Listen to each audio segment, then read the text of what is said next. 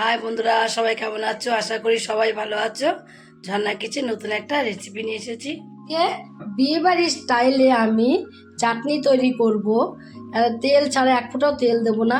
বিয়ে বাড়ির স্টাইলে চাটনিটা আমি কিভাবে তৈরি করব, তোমরা প্রথম থেকে শেষ পর্যন্ত পুরো ভিডিওটাকে দেখতে থাকো। আজকে বিয়ে বাড়ির স্টাইলে আমি চাটনিটা কিভাবে তৈরি করব, তার জন্য এখানে আমি দুটো আম নিয়ে নিয়েছি। আম দুটোকে আগে এইভাবে আমি কেটে নেব মধ্যে দিয়ে।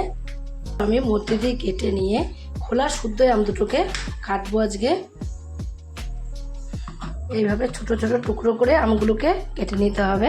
বীজগুলোকে ফেলে দেব, ফেলে দিয়েও এইভাবে করে কেটে নেব। দুটো আম নিয়েছি, দুটো আমকেই এইভাবে টুকরো টুকরো করে কেটে নেব। টুকরো করে আমগুলো সব কেটে নিয়েছি। কেটে একটা বোলের মধ্যে তুলে নেব। তুলে পরিষ্কার করে আমগুলোকে একটু ধুয়ে নেব। ওকে ধুয়ে নিয়েছি। ধুয়ে নিয়ে গ্যাসে একটা আমি কড়াই বসিয়ে দিয়েছি। এর মধ্যে কিছুটা জল দিয়ে দেবো।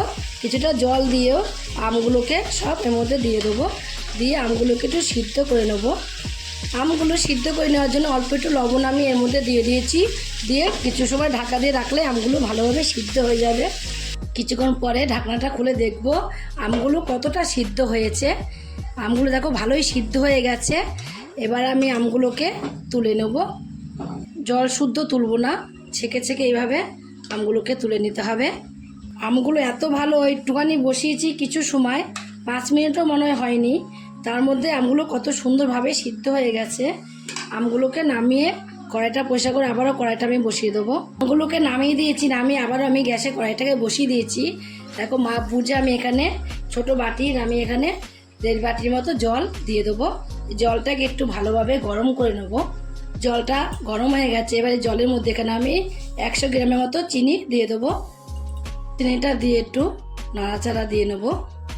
আর দিয়ে দেবো এই জলের মধ্যে আমি দেখো কিছুটা গোটা মৌরি নিয়েছি। গোটা মৌরিটা দিয়ে দেবো। একটা তেজপাতা দিয়ে দেবো।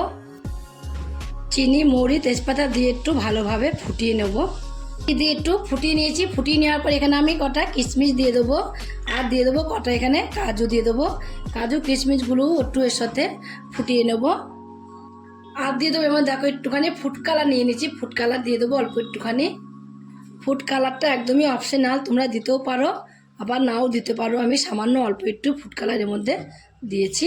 কাজু কিশমিশগুলো দিয়ে একটু ফুটতে দিয়েছি। ফুটতে দিয়ে এখানে আমি একটা ছোট্ট বোলের মধ্যে অল্প একটু সামান্য জল নিয়েছি। তার মধ্যে এখানে 2 চামচ আমি কর্নফ্লাওয়ার নিয়ে নেবো। কর্নফ্লাওয়ারটা এই জলের মধ্যে ভালোভাবে একটু গুলে নেব।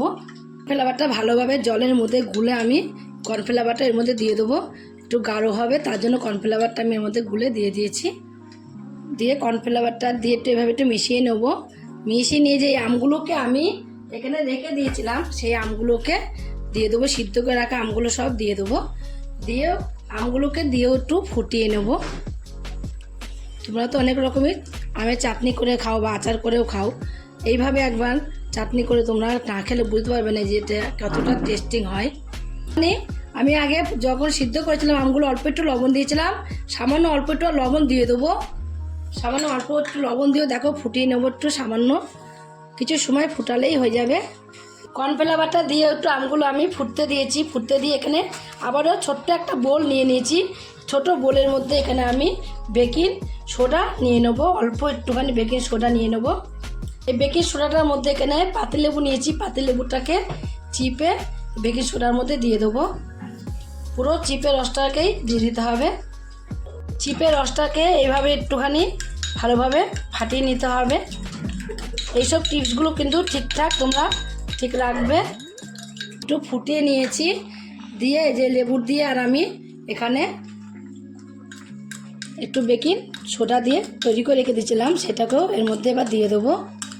এটাকে দিয়ে একটু ভালোভাবে মিশিয়ে নিতে হবে। এইভাবে আমগুলো যেহেতু সিদ্ধ আছে আর আমগুলো আমাদের গোটা গোটাই থাকবে। যেরকম আমগুলো রেখেছি সেরকমই এরকম গোটা গোটা আমগুলো থাকবে। কোনো রকমে আমগুলো গলানো যাবে না, যেন গলে না যায় সেটাই খেয়ালটা তোমাদের রাখতে হবে। আমি চাটনিটা প্রায় কমপ্লিট হয়ে গেছে। নামানোর আগে এখানে আমি একটু ভাজা মশলা নিয়ে নিয়েছি। ভাজা মশলাটা দিয়ে দেবো। ভাজা মশলাটা দিলে আরও টেস্টটা বেড়ে যাবে। ভাজা মশলাটাকে দিয়েও একটুখানি কিছু সময় রেখেই 2 মিনিটের মতো রেখেই নামিয়ে দেবো।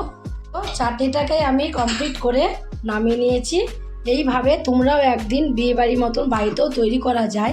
সবসময় দেখবে মনে হবে বিয়েবাড়ির নিমন্ত্রণ থাকলে একটা এরকম চাটনি পেতাম, কিন্তু বাড়িতেও তোমরা এইভাবেই তৈরি করে নিতে পারো। যদি টিপসগুলো ঠিকঠাক রাখো তোমরা, ঠিক এইভাবেই তোমাদের পারফেক্টভাবেই চাটনিটা হবে। তোমরাও একদিন এইভাবে আমের চাটনিটা একদম জেলি জেলি রান্না করে তৈরি করে বাড়িতে দেখো। যদি তোমাদের কাছে রেসিপিটা ভালো লাগে, তোমরা যদি ফেসবুক থেকে দেখো ফেসবুকের পেজটি ফলো করে দেবে, যদি ইউটিউব থেকে দেখো ইউটিউবের চ্যানেলটি সাবস্ক্রাইব করে দেবে, পাশে থাকা বেল আইকনটিটা প্রেস করতে ভুলবে না, তাহলে নতুন নতুন রেসিপিগুলো তোমাদের কাছে তাড়াতাড়ি পৌঁছে যাবে।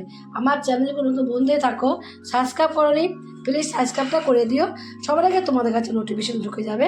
ছোট্ট করে একটা লাইক করো, কমেন্ট করো, অনেক অনেক শেয়ার করো।